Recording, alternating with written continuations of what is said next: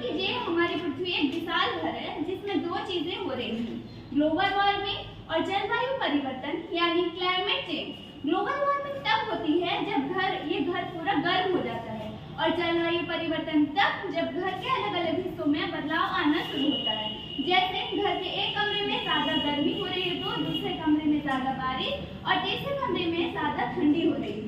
पूरी दुनिया के अलग अलग हिस्सों में एक लंबे समय में यानी 30 से 40 साल के अंदर आने वाले परिवर्तन को जलवायु परिवर्तन कहते हैं। ये आज का अहम नुकता है। वाकई काफी लंबे समय के बाद हम जलवायु में परिवर्तन देख रहे हैं। वैज्ञानिकों के मुताबिक आने वाले समय में इसकी रफ्तार और भी तेजी से होगी।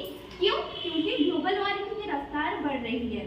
देखिए, करीब 1750 के आसपास जब इंडस्ट्रियल रिवोल्यूशन के दौरान हम लोगों ने बहुत ही ज्यादा कोयले का इस्तेमाल किया था, जिससे कार्बन डाइऑक्साइड के स्तर पर बढ़ोतरी देखी जा रही है।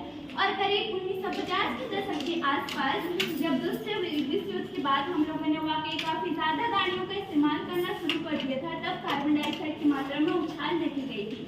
इतिहास में ये दो अहम मोड़ हैं जहाँ पर एक अर्थ पर जलवायु परिवर्तन शुरू हो चुका था। तब से अब तक पूरी दुनिया की आबादी लगभग 3 गुनी हो चुकी है और हम लोगों ने फॉसिल फ्यूल का इस्तेमाल भी बढ़ा दिया है। उत्तरी ध्रुव के पास एक बर्फीला इलाका है।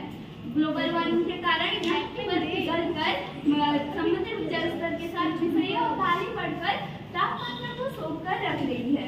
जैसे कि हम सब जानते हैं, गर्मियों के दिनों में हम अगर जब काले कपड़े पहनते हैं तो हमें कितनी ज्यादा गर्मी लगती है।